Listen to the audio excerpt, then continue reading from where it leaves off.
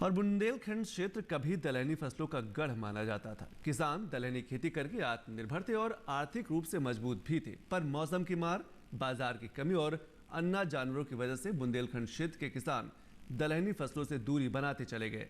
पर इस बार दलहनी फसलों को बढ़ावा देने के लिए और दालों की ब्रांडिंग करने के लिए बांदा जिलाधिकारी ने एक बेहतरीन पहल की है। 10 फरवरी को बांदा में अरहर सम्मेलन का आयोजन किया जाएगा। बांदा के इस अरहर सम्मेलन में कृषि वैज्ञानिक किसानों से सीधे तौर पर संवाद करेंगे। पेश है खास रिपोर्ट। 10 फरवरी को विश्व दलहन दिवस मनाया जाता है, इसीलिए बांदा में 10 फरवरी को विश्व अरहर सम्मेलन मनाया जाएगा।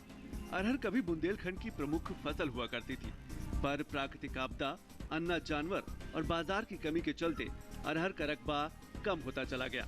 इसीलिए जिलाधिकारी हीरालाल ने बांदा को एक बार फिर से दलहनी फसलों के माध्यम से एग्री टूरिज्म को बढ़ावा देने की कोशिश की है।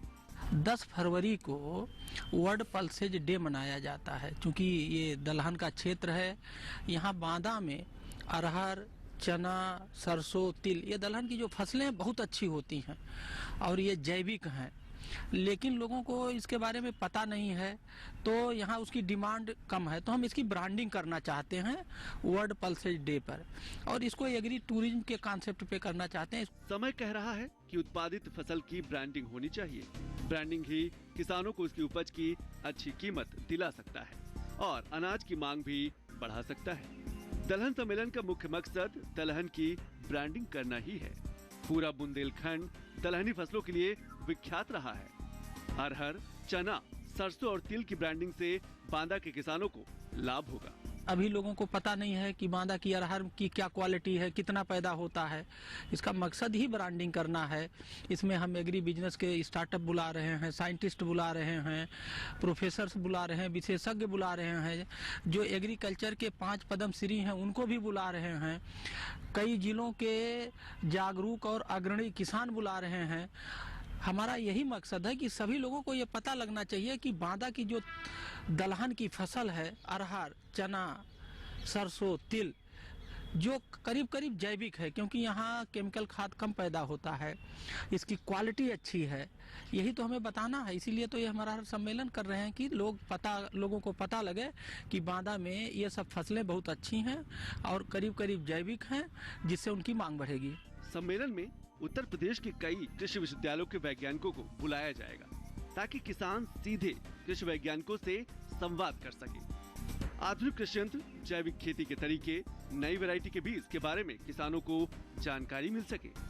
संवाद होगा, किसान हमारे आएंगे, हम जागरूक किसान बुला रहे हैं और उनके जो क्वेश्चंस होंगे वो हमारे जो वैज्ञानिक आ रहे हैं यूनिवर्सिटीज से, कृषि विश्वविद्यालय से, उनके प्रश्नों का, उनके जिज्ञासाओं को शांत करेंगे।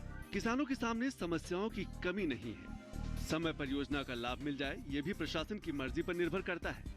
विगत 2 दशकों से दैवीय आपदा और अन्ना जानवरों की समस्या ने किसानों को दलहन की खेती से दूर कर दिया है।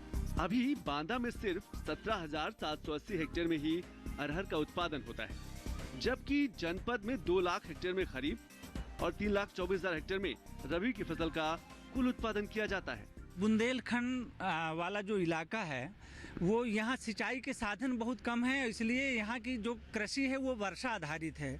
और पहले टाइम से वर्षा होती थी, टाइम से लोग खेती किसानी का काम करते थे, तो उसमें यहाँ चूँकि सूखी फसलें ज़्यादा होती थी और जो अरहर है वो एक तरह से सूखी फसल है, कम बारिश में, कम पानी में होने वाली फसल है, इसलिए लोग इसको जो है बड़े पैमाने पर लगाते थे और वो लोगों की इनकम जनरेशन का एक बहुत सशक्त माध्यम था अरहर की फसल।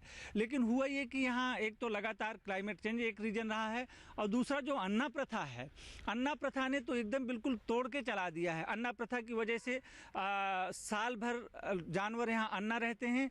कपकपाती ठंड में किसान रात रात भर अन्ना जानवरों से अपनी फसल को बचाने में लगे हैं। किसान खेत में ही रत जगा करने को मजबूर है। खून पसीने की मेहनत से उगाई गई ये फसल मदमस्त घूमते अन्ना जानवर एक ही रात में बर्बाद कर देते हैं।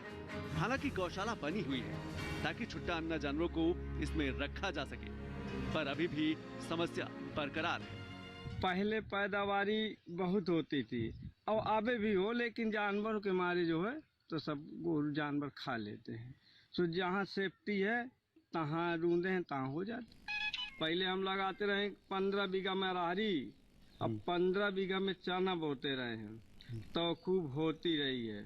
लेकिन अब जब जानवर खा जाते, पहली बात तो क्या करे, कहाँ बावे खबई दे तो रात भर जगतो रहा तब भी खा लेते हैं। सबसे बड़ी समस्या थी अन्ना प्रथा और फिर इसके बाद दैवीय आपदा।